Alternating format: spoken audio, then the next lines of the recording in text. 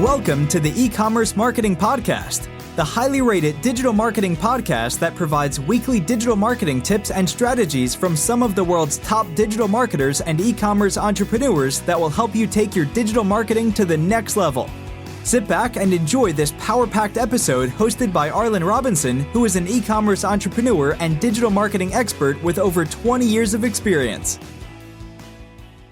Hey, e-commerce marketing podcast listener. Are you looking to increase traffic and sales to your website? You can do this by launching your own affiliate program. Just visit getosi.com and sign up for a free trial today. That's getosi.com. Now get ready to hear from your e-commerce marketing expert of the week as they drill down to give you details on marketing strategies that can help grow your business. Welcome back to the E-commerce Marketing Podcast, everyone. I am your host, Arlen Robinson, and today we have a very special guest, Quimby Melton, who is the co-founder and CEO of Confection. He has spent the past 15 years building a diverse range of businesses and products. These include a marketing consulting agency, a logistics application for the offshore energy market, 2 business marketing apps, a modular housing company, and a handful of content sites and short films. Quimby holds an A.B. in English from the University of Georgia and an MA and PhD in English from UNLV. He currently lives in the California's East Bay with his family. Welcome to the podcast, Quimby. Thank you for having me, Arlen. I appreciate the opportunity to chat with your audience. Yes, no problem. I'm really excited to talk to you. And from reading your intro, you really have a diverse background. It seems like you kind of had your hands in quite a lot of different things, industries, and you also mentioned that you were in the short films as well. So I see you stay busy. Yeah, I've been super fortunate, I think, since I left school to really do some very interesting projects. And I feel like looking back, that's probably the thing I'm most grateful for, is just having the opportunity to do so many diverse and interesting things. And what's interesting, even though a lot of those projects really didn't go anywhere, you learn so much along the way. And right. So having engaged with a lot of different types of businesses and a lot of different types of people, you learn so much that you can then apply in a more targeted way when you do find a business that starts to catch on. Yeah, exactly. That's good stuff, man. And, kind of before we get into the topic of today we're going to be talking about really what a business can do as everyone is going to need to pivot when all of these browsers and all of these tracking mechanisms that are in browsers kind of go away. There's more and more restrictions on cookies, cross-domain tracking, you name it. It's coming down the pike across Google, Chrome, Safari, you name it. And so e-commerce companies that are advertising are going to have to find different ways to try to target the right customers and find the right analytics, because it's going to be a little bit tricky when these browser technologies shift. So we're going to be kind of diving deep, and you're going to be telling us about some different ways that a business can, effectively manage things, target the right customers once this shift happens. But, before we get into all that, why don't you tell us a little bit more about how you actually got into what you're doing today as the CEO and the co-founder of Confection? You bet. My background is very similar to yours, as we were having a conversation before we started recording, where, I ran an agency for several years, and it was a wonderful experience and worked with a lot of great people. In the end, we found that one of our customers emailed us and said, why are my Marketo forms not appearing in Brave? And so at that point, we started investigating these issues that we're going to talk about today. And we discovered that the reason that these Marketo forms weren't appearing in this privacy-focused browser called Brave is that when the form tried to load, Adobe also brought in a lot of ad scripts and analytics scripts, and Brave said, no, I'm not going to load the form. Mm-hmm. So it was from our agency work, much like you, where you began to zoom in on a very specific problem and create a software application that helps fix that problem. And that's the origin story of Confection, is learning about these disruptions that are going to happen in privacy-first browsing environments. Right. Gotcha. So yeah, it sounds like you guys saw a need that obviously was there and decided to really jump on it and see if you can make a difference, because you knew that you guys were not the only ones to have that particular need. That's exactly right. Much like your experience, where you begin to zoom in, pivot on your specific affiliate marketing software application. Same kind of story. Yeah. I think the thing that surprised us, when we did that pivot, is how disruptive these changes are in terms of event tracking. So obviously, a form not appearing is a hard stop from a marketing operations standpoint. but also simple events like page views and button clicks and all kinds of session information that gets missing as a result of that. That really opened our eyes. And also, Arlen, the way that you position the issue is that it's a forward-facing issue, and it is as we look out to 2023 when Chrome begins to depreciate third-party cookies. I think the thing that surprised us is this is actually a backward-looking problem that Safari and Firefox, began to operate in a privacy-first way in the sense that they did not support third-party cookies by default in 2017. So this has already been going on for 5 years. And we look out, Chrome creates sort of a scale challenge, but we had iOS make their changes that had similar disruptive impacts. But I think the main thing I try to share with people is this has been going on for a surprisingly long time. And even as professional marketers, that's not something we realized before we started working on Confection, just how disruptive this had been and for how long it had been disruptive. Yeah, that's very true. Safari, like you said, and Firefox, they kind of already had this whole thing kind of in their view. That's and, right. We're mindful of this, and it was just kind of like Google Chrome is just, I don't know if you can say playing catch up. It's just I guess their particular business model wasn't focused that much on those particular aspects. I think that's exactly. And Chrome is a unique player in that Firefox and Apple with Safari, they have different kind of, I guess, user mandates. Like their relationship with their users are very different. Their business models are very different. So for Chrome, it's tricky because, they do have this kind of data distribution ad-based model, right? That's their bread and butter. And also just the scale challenge. I mean, the Chrome, the people who manage Chrome have to know that any change in Chrome, gets essentially spread out or propagated out to 75% of web users, right? And that's not inconsequential. So Chrome, like you're implying, it really represents a very unique use case, both in terms of the business dynamics of Chrome, but also in terms of the impact. I mean, when Chrome sneezes, the world catches a cold kind of thing. It's just a massive scale impact. Right, exactly. That's really what it is for sure. Now, speaking of these browsers and this whole technology shift and the possible disruptions when Chrome actually does make this shift, how really on a high level technical aspect, how is it going to affect an e-commerce company that has ads out there and maybe is doing some retargeting already or is also using some technologies to show relevant ads to certain customers? When this shift happens, how is all that going to change? What type of disruption do you think we're going to see? Right. And my assumption is, a lot of your customers and the people you talk with every day are already sort of feeling this pain. Certainly the e-commerce companies who come to work with us with Confection bring a very an abstract set of problems that seem to apply to many different customers within the e-commerce space. So let's talk about some of those really briefly. So I think historically, e-commerce companies have played a sort of arbitrage games where they could essentially buy ads inexpensively in the ad market, on social media. And then the retail market, obviously much more valuable. So if you spend $1 to advertise to bring someone to your site, and then you capture a $10 retail transaction, you capture the difference between those two different markets. A lot of the folks who come to us say, that system's breaking down, and it's breaking down for several reasons. The analytics are bad in terms of they have multiple dashboards telling them multiple things. So you may have Facebook telling you one thing, WooCommerce or Shopify telling you something else, and then your Google Analytics platform telling you a third thing. So there's confusion. There's confusion about what ads to throttle up and down to kind of maximize your spread in that arbitrage game that e-commerce companies play. And that creates real disruptions for people not be able to make good decisions. Of course, Facebook depreciating its pixel out of necessity, right? That creates additional challenges where getting information back into Facebook becomes more challenging. And, these disruptions are impacting everyone. And so those are some more specific examples. The more general ones people are aware of is perhaps your ads don't show, right? I think your customers are probably very familiar with that. And then the data that maybe comes back to them from those ad engagements is spotty or poor or confusing, like I said. Right. Yeah, that's a big deal. Of course, ads not displaying, especially if you're paying for it, that's a Right. problem. And then Huge problem. Yeah. And then so as we all know with marketing, you can't really make decisions unless you have that accurate data. Database decisions are huge these days. And we have all of this data because of all of these different sources now. But if you can't capture that, that's a really big problem. Now, and it creates a lot of volatility in your expenses. So, traditionally I work with a lot of B2B companies, right? And through Confection and e-commerce, we've done more B2C work than I've ever done in my career before. So I've learned a lot.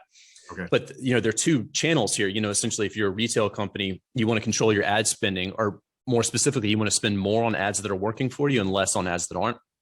Or channels, ads or channels.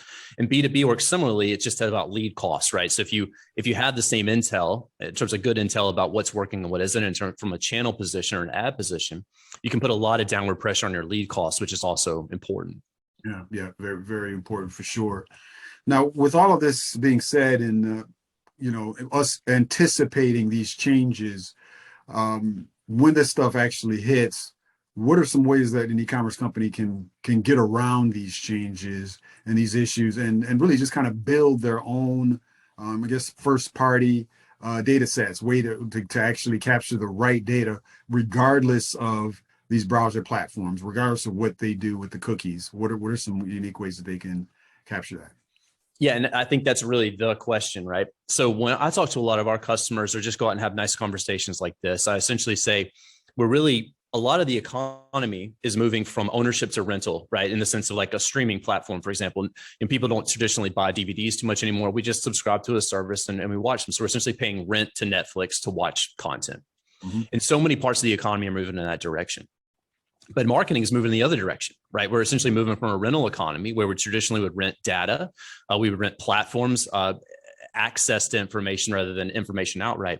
And we're really moving towards an ownership economy where it becomes more and more important to own your own rails, as it were, to ingest the data that you need to do your best work, to house it in a meaningful way, and then distribute it however you want to, both efficiently in terms of it actually gets where it's going, and also knowing what you want to do with it once it gets there. So really, I think marketers, e-commerce companies, or marketing departments really have a task ahead of them to really take ownership over their data rails, as it were.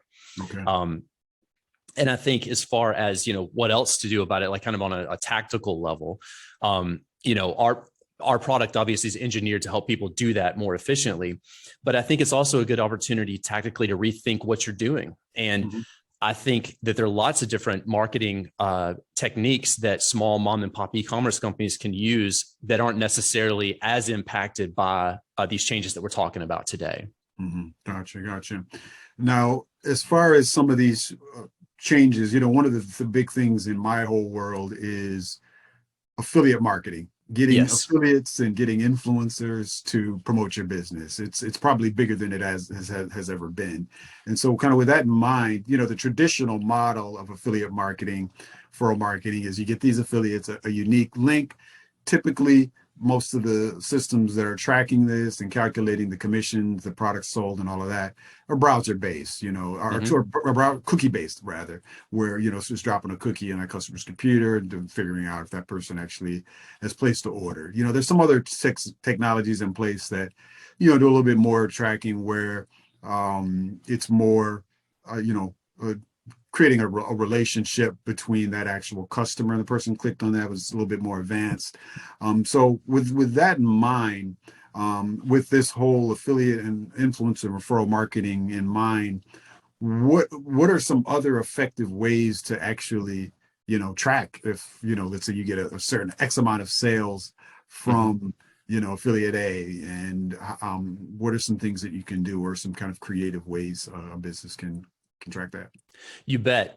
I think so. I wanted to plug this free site that we have just in case it's helpful to anyone. And this is just a free site we built a long time ago for a product that doesn't even exist anymore, but it's called marketingplanner.io. And I think it might help some of your e-commerce companies who are looking for effective ways to market their products, even in a privacy first world.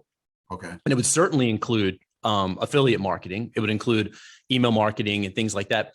And I think the important thing for especially mom and pop retailers to keep in mind is if your price point is low, like if you're selling t-shirts or maybe, I don't know, like soap or something like that, where you've got a kind of a consumer level price point, right? It's difficult really to offset the expense of a bunch of digital ad spending, right? And so a lot of times what I'll say is there's really no retail market for digital ads. It's you need a big customer value in the hundreds or maybe even thousands of dollars to offset your spending. This is all just to say this is a good chance for a lot of people in your world, in the e-commerce world, to rethink about the ways that they are doing things. So marketingplanner.io is a free tool. You can go in and find all these kinds of different approaches that might be useful to you in a world where digital advertising is not cost effective or doesn't work as well as it used to. And affiliate marketing, I think, could very well become one of the big power players for a B2C e-commerce company, because relatively inexpensively, a lot of times for a few $100s, you can connect with an influencer as a big audience. So for a few $100s, you reach a lot of people who are prompted to take an action by someone that they admire or follow or are interested in. So I think affiliate marketing in particular is a very good strategy for B2C e-commerce companies going forward. Now, as far as the data ingestion goes, I think the jury's still out, right? I mean, there are conversion APIs that you can use to essentially, pull information in and push information out. The problem is back to this idea of ingestion, where if you're not positioned to ingest your own data in a robust way, then you're only going to be able to send so much into the conversion API. So the short answer, I think, to your question is I think we have a lot of work to do as marketers. And I think there's still solutions that are emerging at the moment. Yeah. But I think if you're a B2C e-commerce company, maybe trying to operate outside the context of these disruptions and say, just kind of work around them for the time being and find solutions like influencer marketing, email marketing, content marketing, like what we're doing here today. These kinds of strategies can be really, really effective and kind of help you circumvent these challenges in the short term. Yeah, for sure. And from speaking kind of on the other side of things, as me being an owner of an affiliate referral marketing software platform, we're anticipating these changes and we're kind of working to do some things on our end. One of the good things that I see that's happened pretty rapidly is a lot of these e-commerce platforms are starting to play a little bit more nice, I guess, if you will, with third-party solutions and apps. And they're starting to create more APIs, giving more access to their back end and providing a lot more tools to make, to allow these third-party products to be able to fit in a little bit better. Because I think they kind of already know that a lot of their customer success is not necessarily based on all of the features that they can provide. It's just that e-commerce platform where people can just get on there and sell their products. There's people's success kind of relies on a lot of these third-party apps where people can market, create an affiliate program where they can, create social media ads, you name it. All of these types of apps that tie into these e-commerce platforms are essential. And I think that's kind of why we're starting to see with these platforms, most of these platforms these days have an app store where you can add on all of these additional third-party apps to your shopping cart platform. And so that's definitely a good thing that, these companies are mindful and they're kind of helping us along the way. Another thing that I do see also is that aside from the traditional click tracking, we're going to start to see more and more use of promo codes, which are already used in the affiliate space and, and just in general by e-commerce retailers where they give out discount promo codes. But we're going to see a lot more of that where these affiliates and influencers, rather than promoting a unique link, they're just going to be giving out codes because, if that's used directly on a shopping cart platform, there's kind of no way to get confused who that was given by, because it's going to be in a specific code that was given by the by the e-commerce retailer there to that affiliate. So I think that makes a ton of sense, to kind of work backwards. So the affiliate, that's a great point. Things like QR codes or affiliate codes, like you said, very, very useful. I think it depends on how they're delivered. So, for example, if you're using a promotional code that's delivered via URL parameter, for example, and then that page view event doesn't fire, then the URL parameter doesn't matter. But if you're entering it manually in a form, obviously fewer people are going to do that, but still very robust approach to making sure that code gets in there. So that's, kind of back to the future, right? It's a great way, these kinds of manual code entries. The other thing, back to this idea of how to get this done in the emergent reality is, this idea about what I call data capitalization, right? Instead of like dependent on third-party apps and paying rent, right? Which is what you're talking about. And I think you're exactly right that people are very dependent on these third-party apps, right? And that kind of rental dependency is something I think as marketers, we have to work to change and work to become more and more data capitalized, which is really about operating independently in a first-party way. And again, back to the idea of owning your own rails. And what happens in that reality is you begin supplementing these systems, these systems that you depend on, with your own information. So it's less of a dependent relationship, less about the disruptions and breakages that are going to occur, and more about what we can do on our own as marketers to send data where we need to send it. Yeah, for sure. So I think what you said is 100% correct. I think what's going to happen is e-commerce companies are going to start to put more of an emphasis on making sure the data that they're getting directly from their customers and their prospects, whether it's through their email list, their social media channels, and kind of everywhere, all of their different touch points, they're going to start to make sure that that data is, they're getting a little bit more data, and they're going to be kind of maneuvering it a little bit more, massaging it, and then making decisions based on just their own data. Because, it is there, a lot of these companies, have all of these different touch points, like I said. And so from them looking at their own data, then they can, make their own decisions rather than, relying on, other companies, other third-party apps for, making the decisions on what to display a specific user based on what a browser sees or what their cookie is determined. Right. And just in case it's helpful to your audience, I try to make the following point too is, a lot of times these disruptions are discussed in terms of first party and third party data, right? Yeah. And that's very true. If we define first party data as information that you yourself ingest. The challenge becomes is you can have first party data that's still disrupted by these changes. So let me give you an example. So let's say you run a Shopify storefront. Someone comes in and makes an order, or maybe someone comes in and submits a lead form, or whatever your particular strategy is. If some of Shopify's event scripts fail to fire because they're being blocked in a privacy first reality, you will get John Doe's contact information, right? What you may not have is the contextual information around his journey. Where did he come from? What did he do when he was on the site? And, that may be more or less a hard stop for different kinds of businesses, but it's an illustration of exactly how, strictly speaking, first party data, meaning you own it and you generated it, still can be problematic and limited in a privacy first reality. So I think in some ways the distinction between third and first party data, it maybe not overstated, but it distracts people from the core issue, which is essentially, can you ingest data in a meaningful, reliable way in a privacy first reality? And that's really beyond first party, third party data. It's really a question of how do I get it into my system in the first place? Yeah, exactly. That's really the bottom line for sure. It is. Yeah. Well, Quimby, as we get ready to wrap things up, wanted to see if you can kind of point out or highlight some examples of different e-commerce businesses that you're either familiar with, that you've worked with, or just, any ones that you want to highlight that have created, data sharing partnerships and kind of figured a way around all of this as these changes have come about.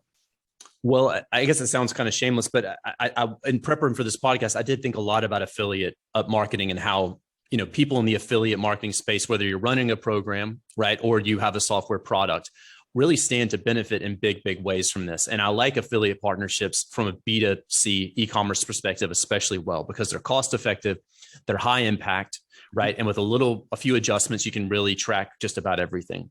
Yeah, true. On our side, the customer use cases that we see that work the best, the people who work with Confection, they really are doing a handful of things. They're synthesizing information across multiple dashboards using our product in the sense that they have better visibility into a lot of competing information sets, and they are able to solve that confusion and throttle ads up that work, throttle ads down that don't work. So that synthesizing information across sites is very important. That's probably the main success that we see is just moving information around maybe a marketing site or an e-commerce site, ingesting better data and making better decisions as a result. Okay, gotcha. Yeah, it's kind of unique because what I think we're really kind of seeing is that like you said, our whole economy has been kind of shifting towards this, like you said, rental economy. But with this data, it's been a little bit different. And so now it's moving the other way. Yeah, it's moving the other way. These brands are saying, okay, it may not necessarily be the best thing to rent out, all of this key information to these third-party systems because, at the end of the day, I think, they are starting to see that data is gold. And if you don't have a reliable way of tracking it and managing it on your end, then you don't really have a whole lot. So that's right.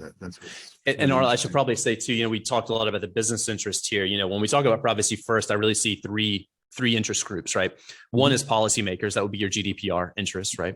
Number two is everyday web users. These are people who are concerned about how their information is being used. And then there are businesses who are currently kind of being squeezed in the middle of those two interest groups, right? So finally feeling a little bit of the pressure. But I did want to highlight, that I'm sure both of us feel like giving people more control over their information is a good thing ethically. It's also a good thing practically. And I think there's a very strong very strong business case to be made for giving people more control over their information. Because the biggest question of all is, why would you want to try to market to someone who doesn't want your product or is not interested in you or has a negative opinion of your business or something like that? Yeah, exactly. So just to highlight that anything I think that pushes us forward to think about, how we respect consumer information and how we give people more control over their information. And as a result, we can do better work as marketers. I think that's only a good thing. Yeah, for sure. Well, it's going to be some exciting times ahead, Quimby. And yes, indeed. Definitely, highlighted some things that I think business owners and e-commerce business owners specifically kind of need to be mindful of. But things are going to be interesting. But I think it's these changes really, I think, are for the better, actually. So even though I agree, businesses may kind of cringe with a lot of these changes and are worried about what's ahead, I think at the end of the day, it's going to be a benefit to us overall. Well, change and disruption are always scary, right? But I think when we take a step back and we think about the system that we've used for 30 years to move information around the web, it's absurd, right? I mean, it's based on easily broken, binary endpoints. It's not respectful of people's information. It was kind of built out of necessity, right? You're kind of using browser cookies as, in a way they were not really intended to be used, right? And just out of necessity. So I agree with you that I think we're going to build something better going forward. And we're going to look back and think, that's how we used to move data around on the web. I can't believe that. Gotcha. Yeah, very interesting. Well, I've definitely learned a lot today, Quimby. Thank you for coming on and joining us. Thank you, Arlen. Thank you for having me. Yeah, and I always like to shift gears here. My last closing question, if you don't mind sharing one closing fun fact that you think our audience would be interested to know about yourself. Sure. Yeah, I was trying to think about that. I think, you get a little bit older and, you start looking back in your life and things that you're glad you did when you were young, because as you get older and you have kids and a job, your opportunities to do adventurous things begin to decrease. So I was thinking, back in 2008, I hiked the West Highland Way in Scotland with two friends. And that was essentially, in a lot of ways, it's Scotland's Appalachian Trail in some ways. And it was great. And so I thought, just encouraging any young folks who are listening, by young, I mean, under 35 with no kids, do adventurous things like that, things that are meaningful to you. I mean, you may not be an outdoors person, but, always try to pack in the things that are meaningful for you before your life takes a hard right turn. And this isn't to say that it's not wonderful. It's just a different kind of wonderful. And when I look back, I think about how important those experiences were. So anyone who's listening, who's younger, get in the adventure when you're young, and as you get older, you'll look back on it and smile and feel wonderful things. Yeah, for sure. And then also, when you're younger, you definitely have a lot more energy and a lot more pep in your step to take those long hikes and do all those adventurous things. I know, I'd probably wind up in the hospital if we try to do that today. I hear you. I'm in that same boat. But as you get older, you still got to get out there. You still got to try to do switch things up, because that's what is it all for? Unless you have some type of meaningful adventure in your life. That's right. And I think just looking back, it builds a good base for you, kind of a platform to launch. And then when you've got some of those interesting experiences under your belt, you really can build a quote unquote adult life, right, with all your responsibilities. And you don't feel like you're missing out on anything because you did great things when you were younger. Yeah, for sure. Well, thank you for sharing that, Quimby. Really appreciate that. And then, lastly, before we let you go, if any of our listeners want to reach out to you and pick your brain anymore, what is the best way for them to get in contact with you? I'm on LinkedIn. So you just search for me on LinkedIn, and I don't have any, it's easy to find me there. I don't have any privacy controls or anything. So feel free to connect with me on LinkedIn. All right. That sounds awesome, Quimby. Well, thank you for joining us today on the Ecommerce Marketing Podcast. Thank you for having me. I really appreciate the opportunity, Arlen. Thank you for listening to the Ecommerce Marketing Podcast. If you've enjoyed this episode, be sure to rate, review, subscribe, and share it with everyone you know.